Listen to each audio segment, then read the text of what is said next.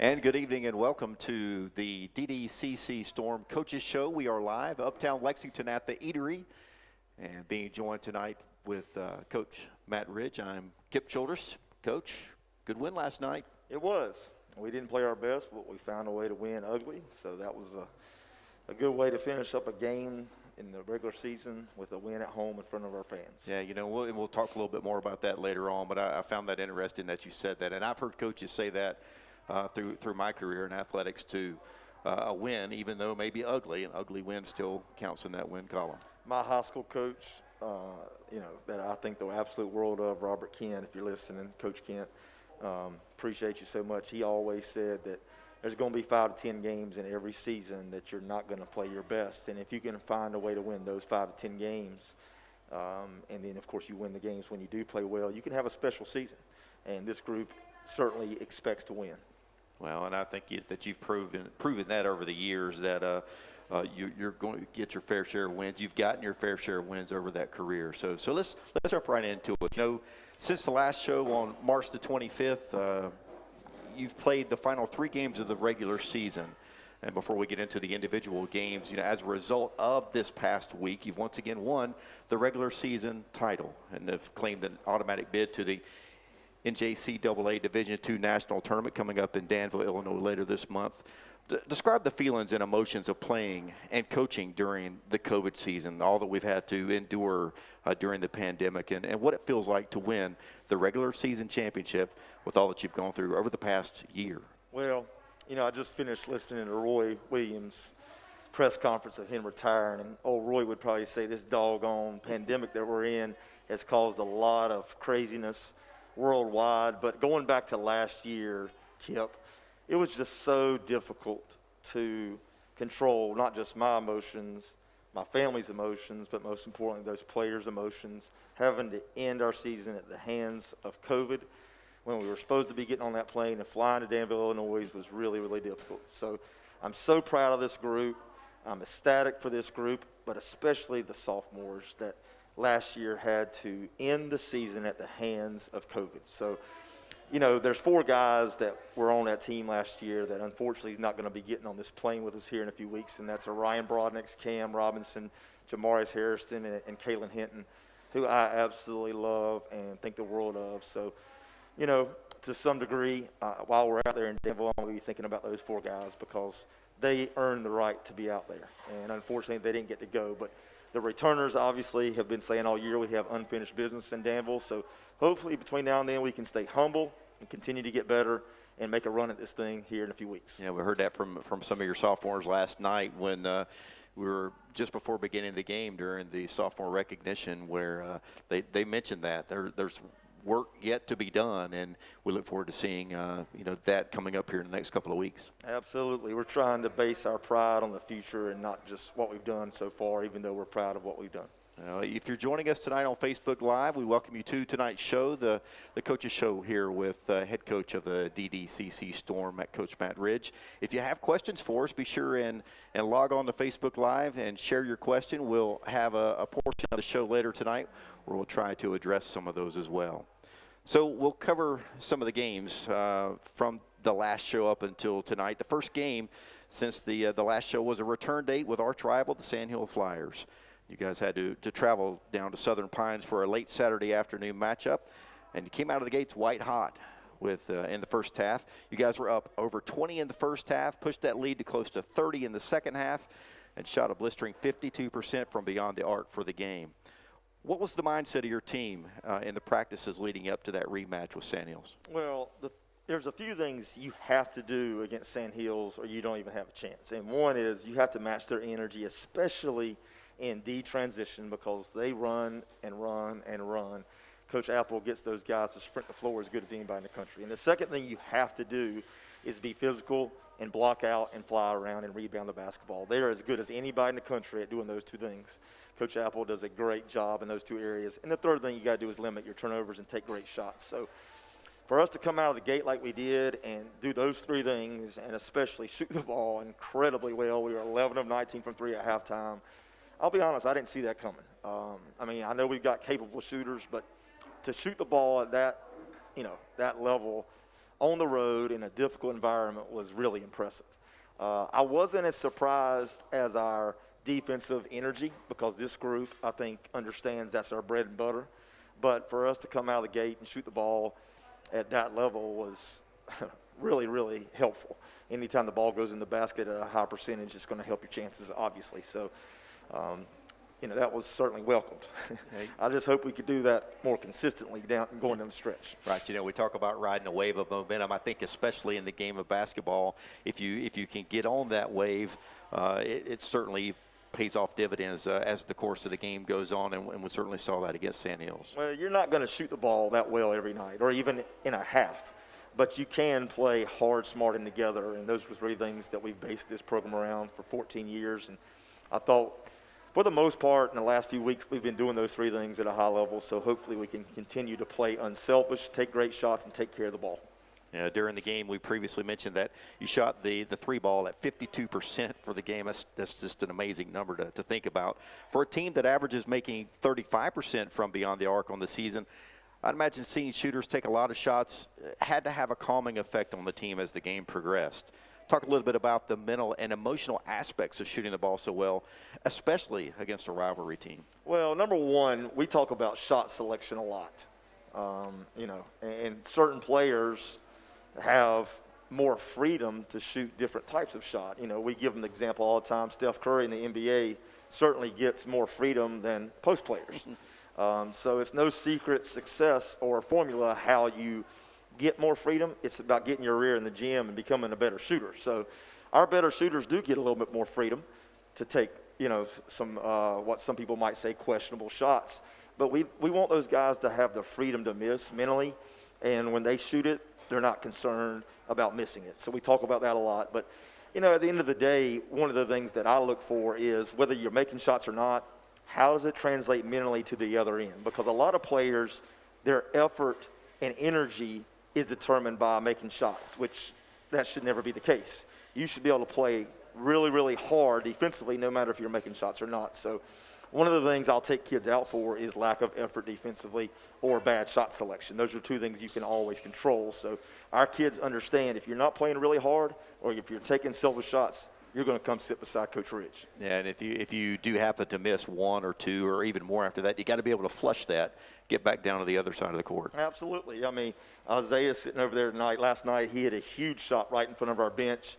He had not made many throughout the night, but he knocked a huge three ball down and got fouled, had a 4-point play, which was huge for us at that moment because we were only up single digits at the time.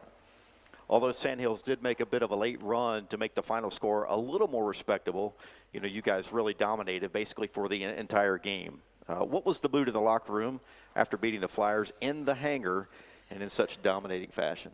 Honestly, Kip, it was they were happy to win and excited, but it wasn't like they were over the top celebrating. This group really expects to win, and they don't go overboard, or at least in my opinion, they don't with the celebrations. They know there are bigger games down the road, which is a sign of maturity. They were certainly excited to win at Sand Hills. It was a big-time game. But at the same time, I left that locker room thinking this group really understands and gets it. This cannot be the highlight. Right. There's a lot bigger games. So, I was pretty impressed with their maturity and how they handle success and staying humble and understanding the big picture.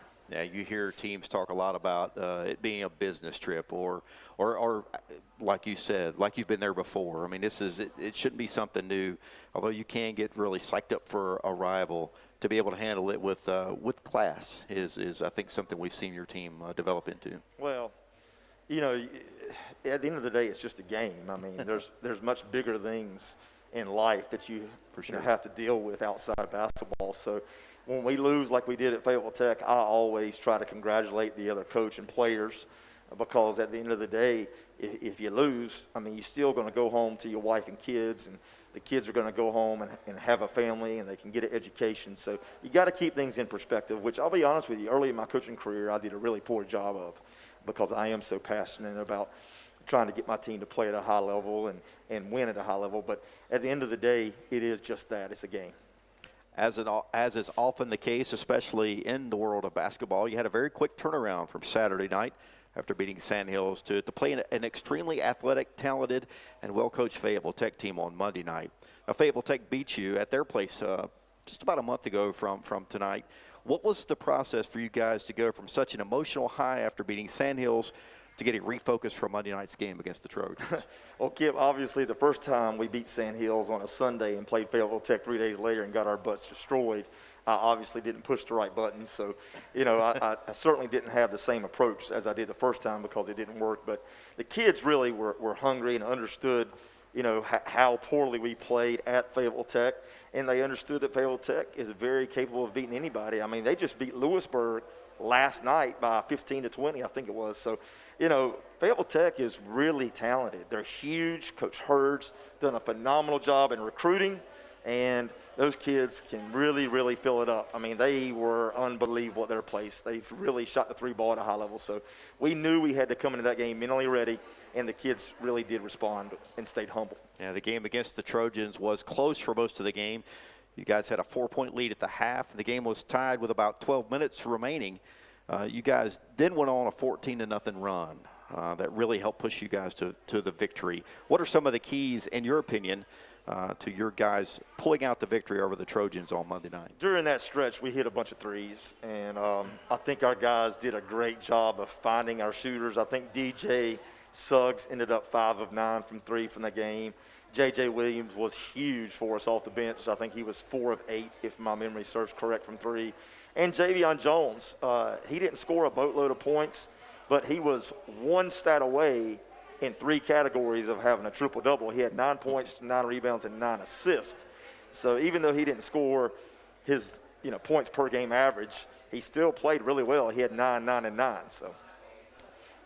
The final game of the week was just last night at home against Catawba Valley. And due to COVID protocols, this was the only time you were able to play CVCC once the regular season got underway this year.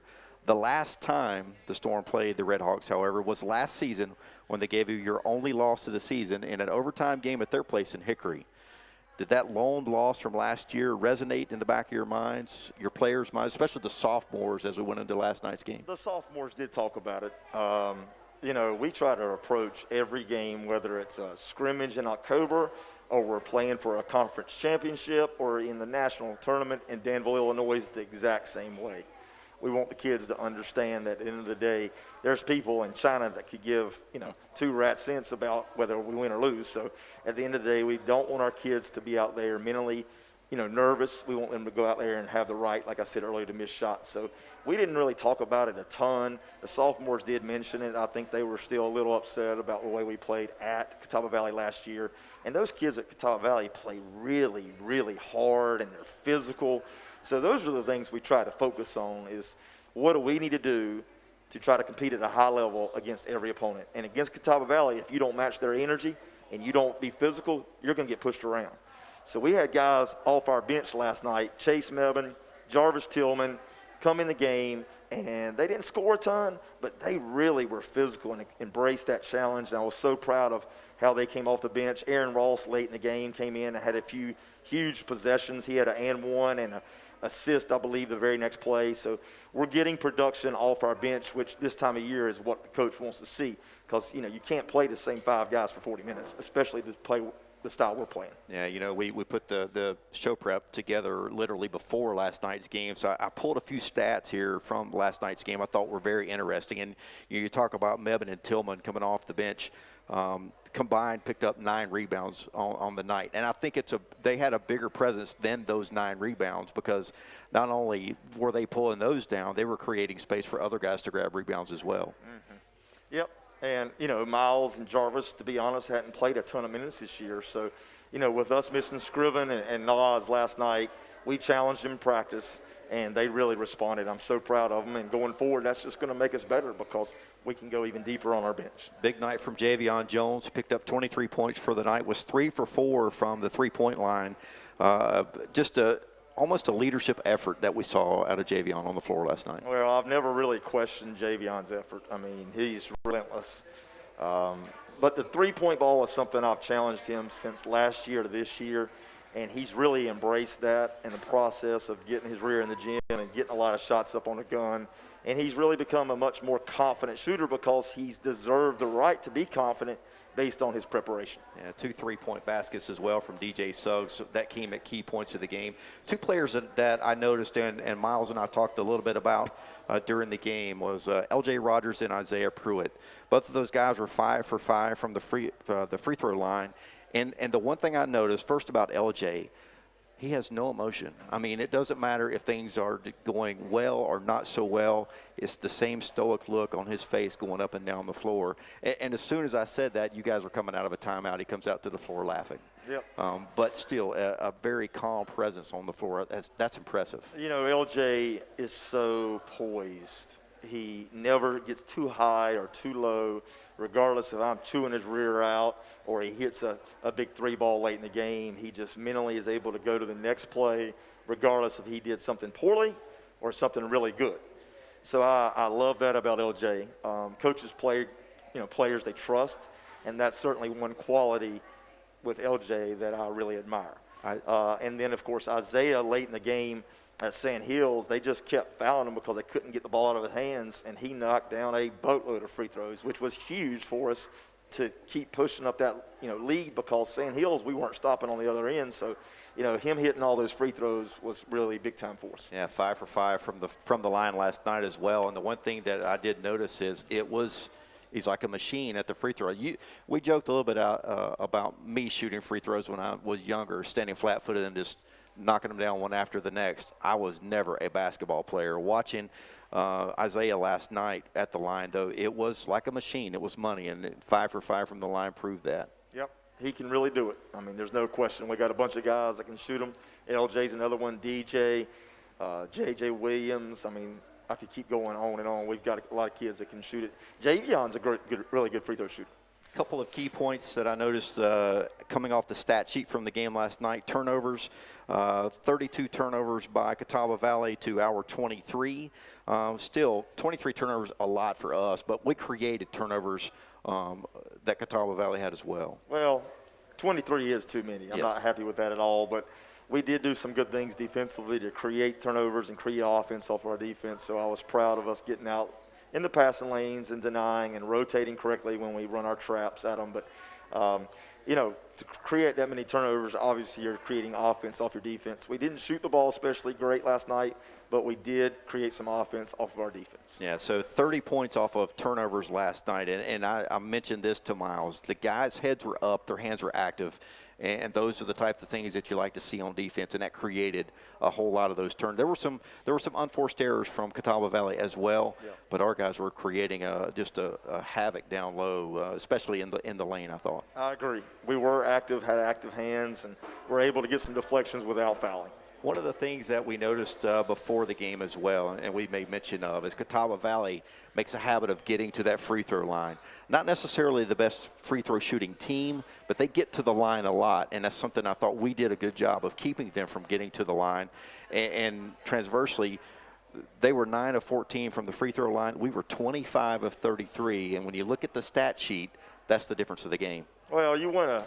The goal is to make more free throws than your opponent attempts. You hear that all the time, and some people probably say it's a cliche, but at the end of the day, when you look at points per possession, Coach Smith always said at Carolina when I was there that you average more points per possession when you get fouled and get to the free throw line. So that's the entire reason you want to play inside out, so you can get to the free throw line, because the more points per possession you're scoring, obviously you have a better chance to win when you look at it statistically. So, just relying on the 3-ball, which we did last night way too much in my opinion, you're going to limit your chances of being consistently successful throughout a 30-plus game season. So you do want to play inside out. You want kids shooting open threes with confidence, but at the end of the day, if you're not playing inside out, it's very hard to be a consistent team, because you're not going to shoot threes every night at a high percentage, regardless of whose shooters you have. That's right. So you've got to get to that free throw line. Catawba Valley does a phenomenal job of getting the ball into their post players, offensive rebounding, and that's why they average a lot of free throws. Yeah, we came out of the gate, final thought from last night's game, we really came out of the gate hot. Jumped out to a very impressive lead in the early portion of the first half of play. And Catawba Valley chipped away at it. Got within 2 at one point in the second half.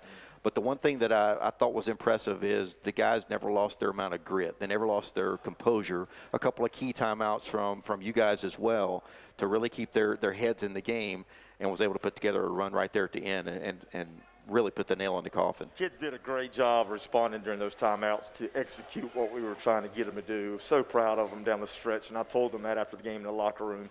They did a great job of trying to do exactly what we were asking them in the timeouts. A lot of poise from LJ, a lot of poise from Isaiah, a lot of poise from a lot of guys. So really, really proud of them. A couple of comments that have popped up here on our Facebook Live page. Bryant Wall made the comment, 48-3 over the past 2 years. Man, that's quite an accomplishment. Yeah, I mean, you got to, congratulate guys like Bryant Wall, who hasn't played a boatload of minutes this year. He had a health situation that took him away from us. And Bryant, for the last 2 years, has put in a boatload of time. You got guys like, L.J. Rogers, Eli, Javion, Josh Dupree, Tim, and Nas, and even Tristan Wells, our manager. I mean, doing all kinds of selfless things. That 48-3 just doesn't happen. It's a lot of work, not just on but off the court and film session. And, Tristan getting there 2 hours before practice, doing the COVID stuff, and on and on and on. There's just so many people involved with that 48-3 record that people have no idea unless you're directly inside our inner circle. So, Brian, if you're obviously listening, I just want to tell you, buddy, how much we love you, miss you, and hopefully you can get back soon. If you're just now joining us, we're live at the Eatery in Uptown Lexington, the Davidson-Davie Coaches Show with head coach Matt Ridge of the Storm. Speaking of last night's game, and you've already begun to touch on it just a little bit, it was also sophomore night for your program. Let's talk for a few minutes about how your sophomores and how important and special they are to you and the Storm program. Well, every year, my wife and I say it's so difficult to let sophomores go. At the 4-year level, you get them for 4 years unless somebody goes on like at a big-time school and goes pro. But, it's just tough because you get so close to your players. They're almost like part of your family. And we've talked about that a number of times. Yeah. And so this particular group, to do what they've done on the court, is obviously special. But what people probably don't really grasp unless you're there every day at practice is how close they are. And to watch them develop these lifelong friendships and relationships they have with their brothers is kind of just, it makes it all worth it to see when you walk in a locker room, the joy on their faces of accomplishing something together, that the entire team, one goal, one purpose, and guys being so selfless. Like Eli, the last few games have been phenomenal on the bench. He hasn't even played, but he's done little things to help us be successful. James Richardson the same way, and I could keep going on and on. So many selfless acts that kids aren't even getting in the game, but the only thing they care about is us getting that W. So, the relationship piece is why I coach, and there's so many former players. We had 2 last night at the game, came in the locker room after the game. That's why I coach. That's awesome, and that's something I wasn't aware of. So just incredible. Would you want to go down the list of the sophomores you had, or? Well, yeah, I mean, I could probably ramble too much about each kid, but Nas has grown so much between his ears in the year and a half he's been with us, not just in terms of basketball, but maturing mentally and how to handle different types of things, adversity on and off the court. Tim Boulware is just remarkable. I've never once had a bad day with him in terms of his attitude. Have a ton of respect for him. Josh transferred in from Catawba, and he's been an impact player immediately, incredibly athletic, and just like Tim, has a phenomenal attitude. He's always in my eyes listening. He's, really, really, really developed a close relationship with Josh over the last year since he's been with us. And then Javion, his story is just unbelievable, where he's come from out of high school to now and how he handles not just basketball but life. He's really grown and matured, and those are the types of young men why I coach. And, of course, Eli and his selflessness and his unselfishness, it just makes everybody better. And he hasn't played as much as he wants, but he has embraced his role, and I really admire how he's handled that. LJ last year didn't play a bunch in the preseason or the first half of the season, I'll never forget it, a meeting in my office right before he went home for Christmas break. And I think LJ's here tonight. Yep. Maybe he can come over here and tell you the story better than I. But he called me actually after the meeting on his way home for Christmas break. He was almost in tears. He's like, Coach, what do I got to do to play more? And I flat out told him, you got to get better defensively.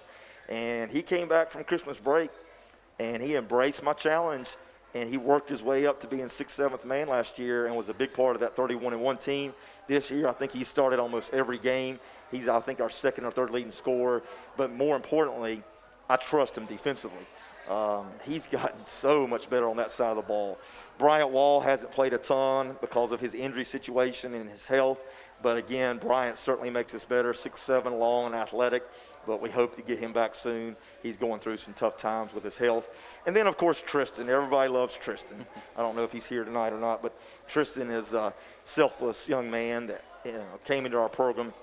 He was Brandon Mullis's manager at North Davidson High School up the road. Brandon recommended him, and anybody he recommends, I'm going to try to get on our program because I trust Brandon that much. But Tristan is an unbelievable, selfless guy that all of our players adore and love. He's hilarious. So, Tristan, if you're out there, we love you and appreciate all you do.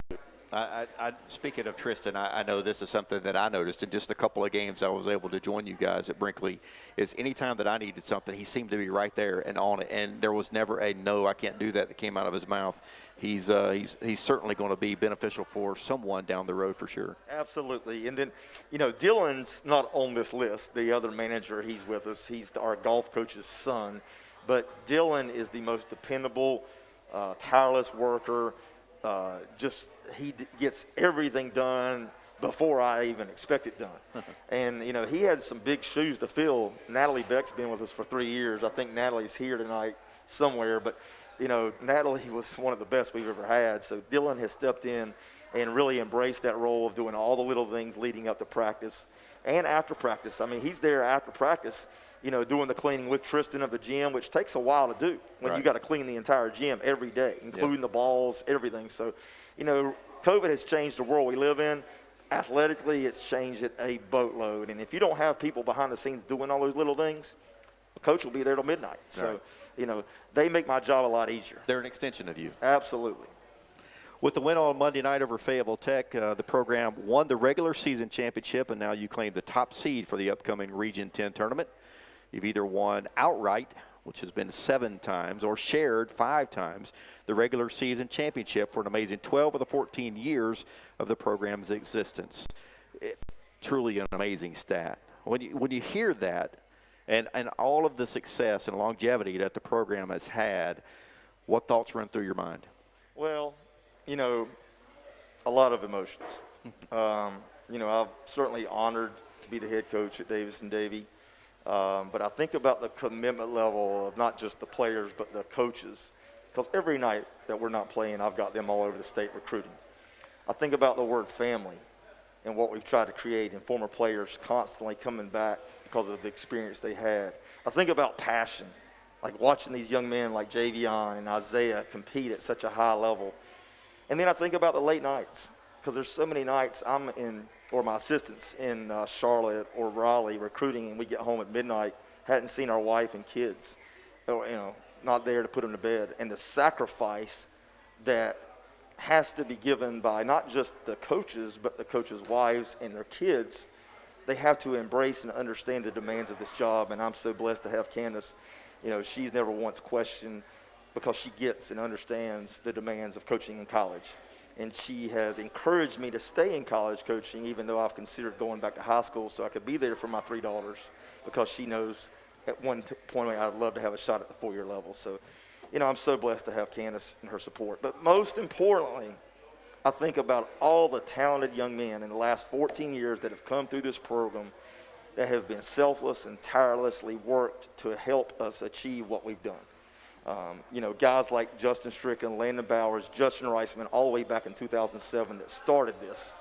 And then through the years, you got guys like Trey Williams, who was an All-American, Jeremy Ritter, Trey Smith, who was an All-American, Deion Boyce, who was an All-American, and the names just go on and on and on, and Glover, Maurice, David Tripp. So the relationship piece of what you're asking me is far more important than those championships. because those guys come back. And, when I see them walk through that door in Brinkley Gym, it just absolutely brightens my day. And I think what is so incredible is how passionate you are just in talking about them right now. And it goes all the way back from the beginning with Justin up to the players that you have today. It is no doubt that they are an extension of your family, like you and I have talked about so many times. Well, I've just been blessed to have such good people, and that's the truth. If you're smart enough to hire people that are, smarter than you are, like the Brandon Mullises, the Josh Allens, the Malcolm Jays, and you surround yourself with good people, not just your players, but your staff, your support system at the college, the administration. It starts with Dr. Hartness all the way down. Sometimes I think coaches, and I've been guilty of this, looking for the next best job when your next best job is where you're at. And Sure. I'm so blessed to be the head coach at Davidson-Davie Community College, and I mean that. Being the number one seed for any tournament typically has its advantages, but this year with COVID protocols, the Region 10 tournament is not at one central location. The games will be played at the home site of the higher seeds. This means you guys get to host each game of the tournament as long as you keep winning, and that's got to help you feel comfortable knowing that you'll play in the friendly confines of Brinkley Gym. And we say friendly confines, certainly friendly for us, not so much for our opponents.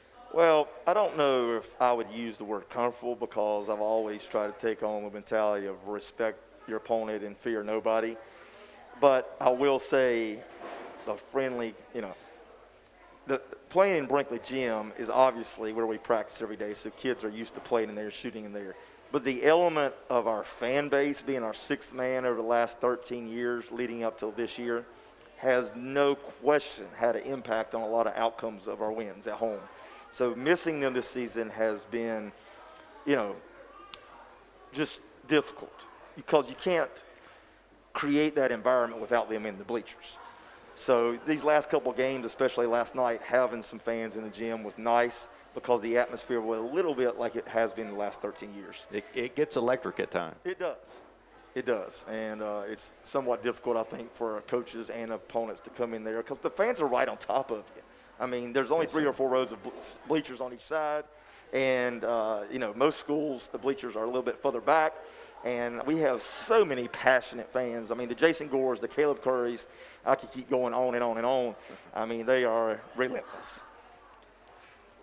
Any shift to the mindset and approach you guys take from a coaching aspect, once you get to the postseason? Not really. I mean, obviously we're shortening practices and watching more film than actually on the floor coaching.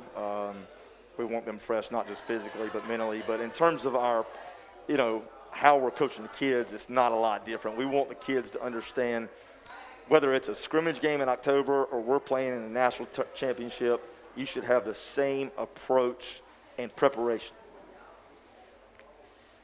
We are live at the Eatery with the Davidson-Davie Coaches Show. Head coach Matt Ridge of the Davidson-Davie Storm. If you've got a question for myself or for Coach, please hop on to Facebook Live and submit your question there. We'll be happy to share that with Coach, and for the rest of you on Facebook. Talk about some of the important keys when you're in more of a survive and advance mode in the postseason. I mean, this maybe a little different in the conference tournament versus the national tournament, right? Well, anytime you're in the postseason, you're playing better opponents, or they would have not made it, deep into the postseason. So you've got to understand, the later in the year, the less likely that you're just going to blow people out.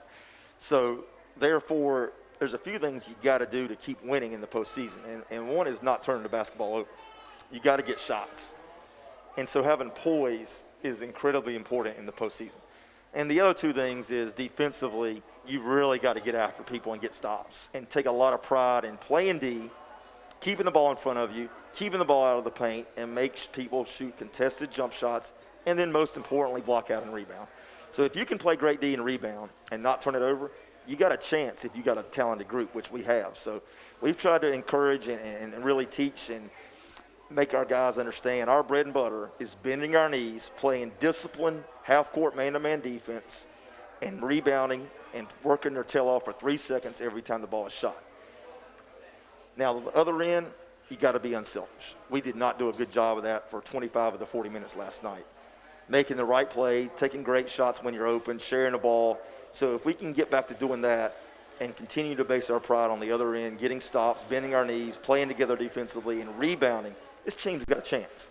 But we cannot go into this postseason taking bad shots or not moving the ball consistently and getting some rear cuts and easy shots around the basket. If we rely on the three ball like we did last night in the postseason, we're going to be in trouble. I want to take threes, but I want to take great threes. We've got to get to that foul line. Now, you mentioned the backdoor cuts last night in the halftime interview you had with Miles.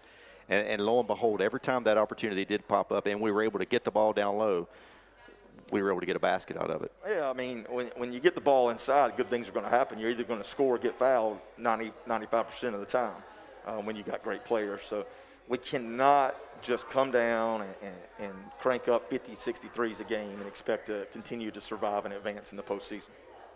Do you and your assistant coaches typically scout ahead for possible future opponents in a tournament setting? I mean, you're sitting there and you've got a bracket to kind of check out. How far ahead can you get, or do you? Oh, yeah. I mean, before we get on that plane, we will have all 15 out of the 16 teams scouted. Obviously, we're not scouting ourselves. So we will have a scouting report typed up for every opponent. And I'm not doing that by myself. I've got a lot of people helping me, obviously my assistants.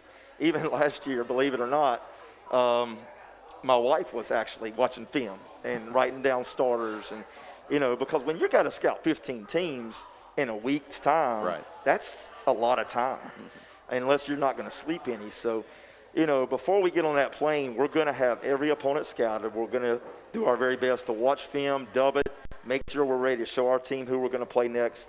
Because you got to win 4 games in a row to win a national championship. And if you fly out there and you don't have somebody in the other side of the bracket scouted, and you turn around and you got less than 24 hours to prepare, you're putting yourself at a huge disadvantage. So before we get on that plane, we will have every team scouted.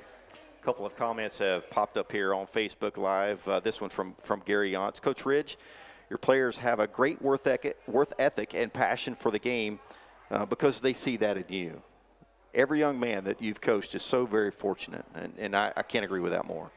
Well, you're an extremely humble guy, and I know you. Well, Gary, if you're obviously listening, I love you, and that's so nice of you to say that. But at the end of the day, I'm a product of everybody I've been around, and you've been like a second father to me my entire life. So it's because of people like you that I am who I am, and I mean that very humbly and sincerely. So, Gary, thank you for all you've done for me and our basketball program, because you've given to this basketball program financially. You've given to this basketball program and coming to our games, and your entire family from Mel to Jason. I just love you and appreciate you. You are a fine example of paying it forward. Well, you've mentioned the coaches and the influences you've had on your career as you come up, and you're essentially paying it forward. Well, that's why I coach and try to help young men like Robert Kent help me become who I am today, and that's the truth. This question from Trey Williams. How do you maintain focus and intensity when practices are shorter and your mindset is to coach more than to discipline with running or bricks? So those of you that are listening, bricks are things kids get in our practices when they do something that isn't always the best, like stepping out of the way of the charge or not blocking out.